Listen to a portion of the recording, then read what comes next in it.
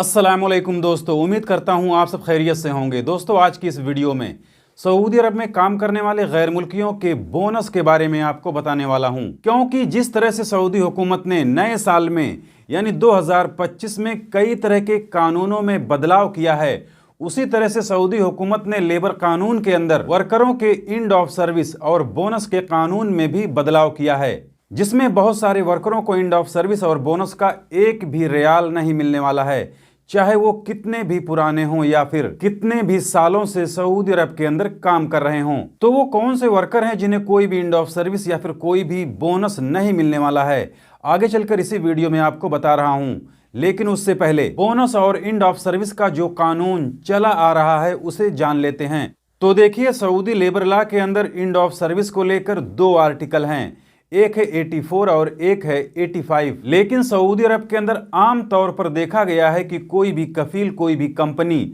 अपने वर्करों को आर्टिकल 84 के मुताबिक एंड ऑफ सर्विस नहीं देती हैं, क्योंकि आर्टिकल 84 में वर्करों को शुरुआती 5 साल तक सैलरी का 50% एंड ऑफ सर्विस देने को कहा गया है और 5 साल के बाद यानी छठे साल से हर साल का एक पूरा सैलरी एंड ऑफ सर्विस के रूप में देने को कहा गया है। यानी आर्टिकल 84 के मुताबिक कॉन्ट्रैक्ट खत्म होने के बाद वर्करों को 5 सालों तक उनकी सैलरी का 50% एंड ऑफ सर्विस मिलना चाहिए और 5 सालों के बाद हर साल का एक पूरी सैलरी एंड ऑफ सर्विस के रूप में मिलना चाहिए। लेकिन सऊदी अरब के अंदर आमतौर पर देखा गया है कि कोई भी कंपनी या कफील अपने वर्करों को आर्टिकल 84 के मुताबिक एंड ऑफ सर्विस नहीं देते हैं, बल्कि वो आर्टिकल 85 के मुताबिक ही एंड ऑफ सर्विस देते हैं, जिसमें शुरुआती 2 साल के बाद अगर कोई वर्कर खुरूज निहाई जा रहा है तो उसे एक भी रियाल एंड ऑफ सर्विस नहीं मिलता है। लेकिन अगर वही वर्कर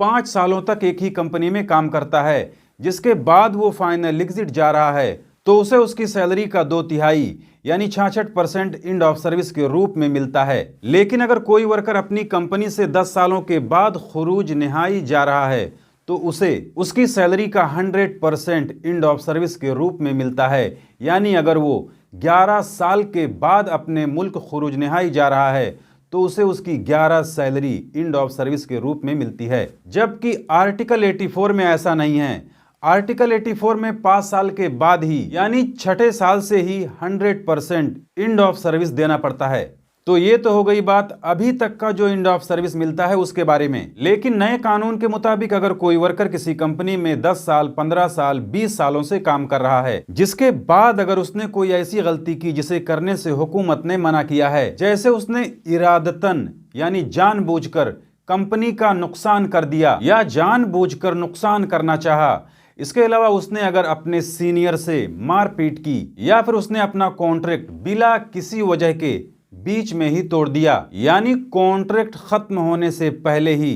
काम छोड़ दिया, तो इन सब सूरतों में वर्कर कंपनी के अंदर कितना भी पुराना हो, अगर उसने कोई ऐसी गलती की है जिसके बारे में मैंने अभी आपको बताया है, तो कंपनी या कफील जब चाहे बिना किसी एंड ऑफ सर्विस के उस वर्कर को काम से निकाल सकते हैं, उसे टर्मिनेट कर सकते हैं। यानी फिर उस कंपनी में उस वर्कर का चाहे 10 साल हुआ हो, 15 साल हुआ हो या 20 साल हुआ हो, उसे एंड ऑफ सर्विस या बोनस के रूप में फूटी कौड़ी नहीं मिलने वाली है।